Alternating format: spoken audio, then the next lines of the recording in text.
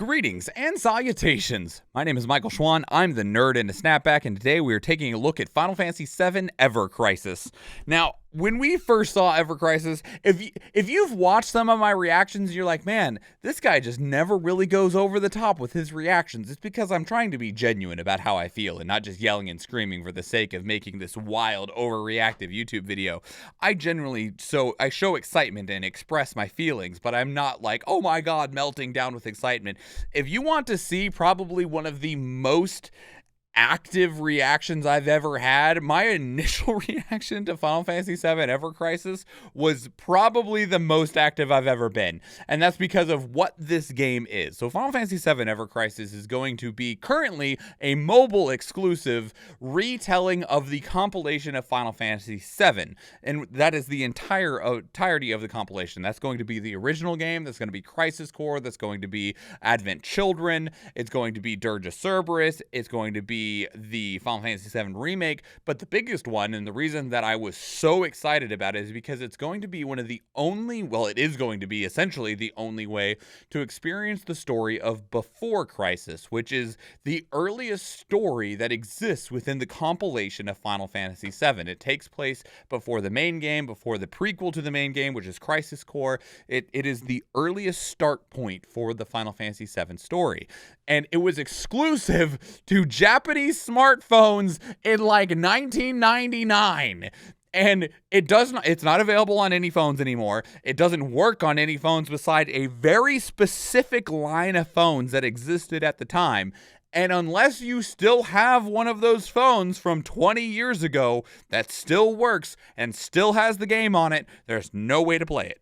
And so the fact that we will get Before Crisis at some point in some way as part of Ever Crisis is very exciting to me. So this was supposed to be at least out in some capacity already. Ever Crisis, they announced back in like June of this year, I want to say, that they were supposed to have a limited closed beta available for Ever Crisis by like September or something, and then September came and it never showed up again. Everyone's like, where the fuck is Ever Crisis? Yo, Square Enix, hello? Where is Ever Crisis? And then on the other door, they had people looking for Dark Cross or whatever the next next mobile release for Kingdom Hearts is. And so they just got people banging on the doors, didn't say a word until like a week ago when they were like, oh, right. So those aren't happening this year. And everyone's like, you fucking think? It's the middle of December. We figured out that it wasn't happening, Square Enix. Where are they?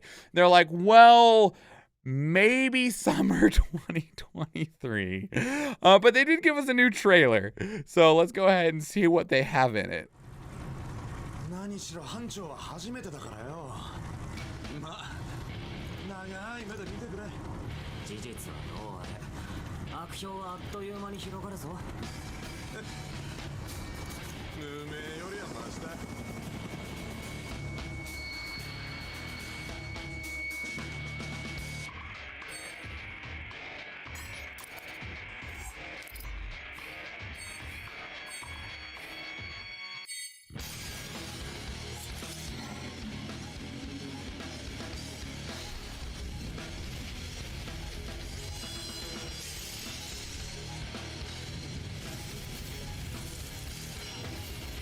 Looks really damn good for a mobile game.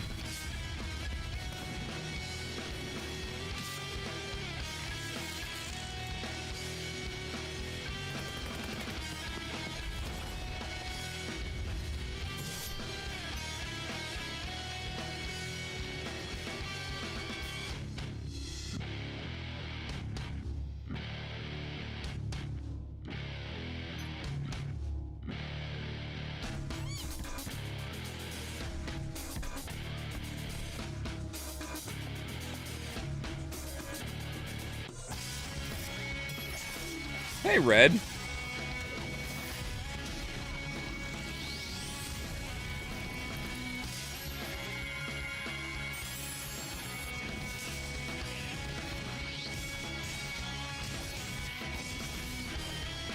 This track fucking rocks, by the way. Holy hell.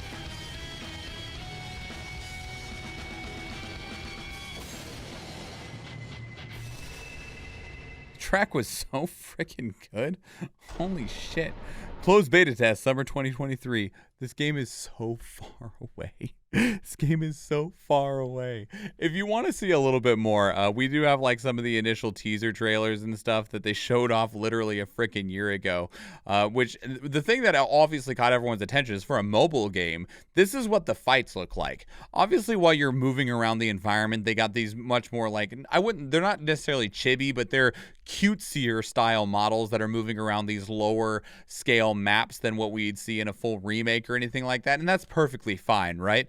But the fact that on a mobile game, they're using what definitely looks like the remake models, and this is a dodgeball style turn-based RPG, so you can see where they're in their dodgeball lines, you got your different abilities at the bottom and stuff.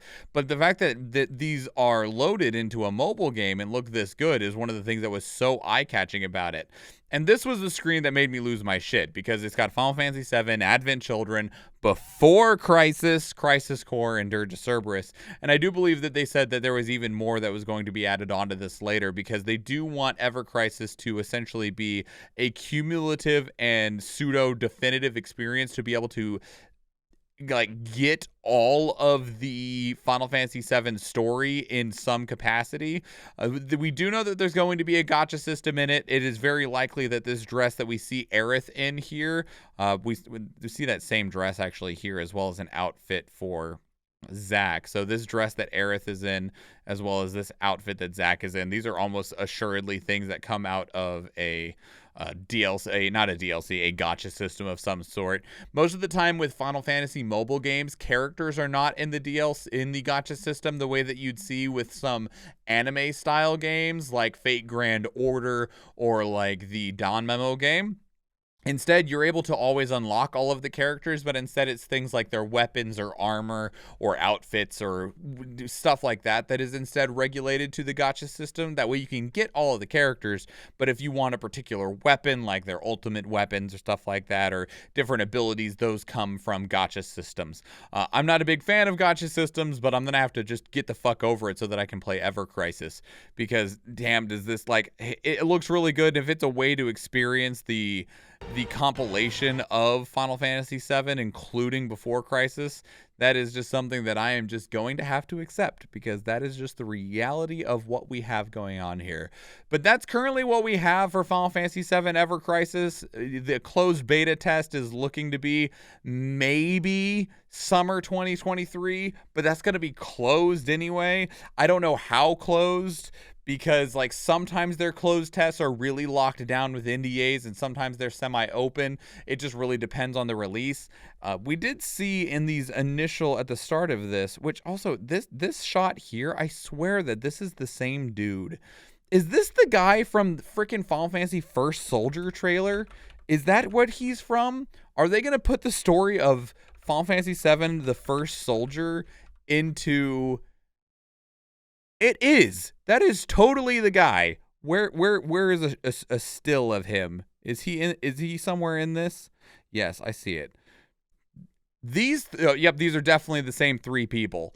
Okay, so these three people, which are from the now failed and being turned off in January mobile battle royale game, Final Fantasy VII The First Soldier, which, by the way, Square Enix, I will tell you the same thing that everyone else has already told you. If you would have put that game on anything that wasn't mobile phones to where we could reasonably use a controller and have a decent screen, that game would have at least done well enough that you didn't shut it down an exact year after it came out, all right?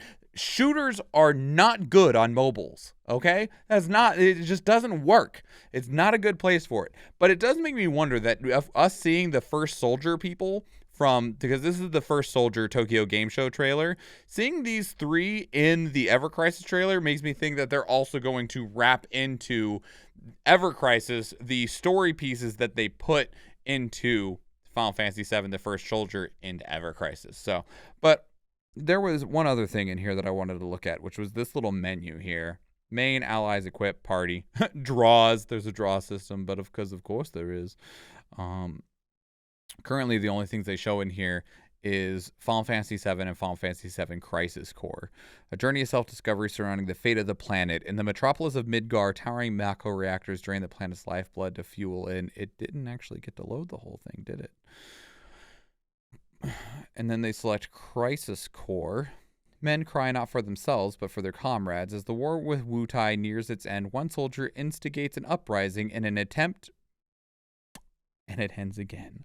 Okay, so gotcha, oof, even cosmetic. Normally, those are one and the same. But the cosmetics have stats on them. So, like, when we were looking at, like, these things, is that, like, this cosmetic for Aerith is probably an armor piece, essentially, that it changes Aerith's stats around. And normally the same would be said for the weapons as well. I don't know if that's the case with Ever Crisis, but that's what is normally the case with Final Fantasy or just Square Enix gacha games in general, that the cosmetics have stats, especially for the weapons. It could be that you are able to direct purchase the outfits and the weapons will be the things that are gacha and have stats in them. I don't actually know. Those details haven't been shared. I'm going off of knowledge of the other Final Fantasy gacha games that I've played, such as Record Keeper. It's not a Final Fantasy game. It has Final Fantasy in it, which is Mobius, or Brave Exvius, or there was one other one that I forget now. Dissidia Opera Omnia. If I'm remembering correctly, all of those, the gacha was weapons, and the weapons dictated stats. But the weapons did still look different. So you would get somebody's weapon, you'd be able to see that weapon, and it would have stats or like specials on it, like limit breaks and stuff. I don't know if that is how the outfits in this game are going to work, but given that it's Square Enix, I wouldn't be surprised. And I agree. I definitely despise and loathe the gambling of gacha. I'm not approving of it. It's just something that I am excited enough about this game and the prospect and the visuals and everything that this game is presenting that I'm going to just deal with it anyway. But it'll be interesting to see just how far this game gets, given that it's Square Enix. I was hoping that we did actually see it this year, but the fact now that it's even just a closed beta in the summer of 2023 means that the base release might still be who knows how far away. Who knows? But anyway, that is Final Fantasy VII Ever Crisis. Let me know what your thoughts are. Are you a longtime Final Fantasy VII fan? Have you only gotten into it recently with the releases of Final Fantasy VII Remake and Crisis Core Reunion? Where do you sit? Please leave your thoughts down in the comments below. If you want to keep up the conversation elsewhere, two great places to do so are Discord and Twitter. Speaking of Discord, we have a channel dedicated to these reactions where you can place links of your own that we can check out together live on stream, because we do stream on Twitch, and I would love to see you there. If you enjoyed this video, please leave it a like. If you want to catch future videos, please subscribe to the channel. And if you go watch one of the other videos on the channel, or if I see you in the live stream, thank you and enjoy.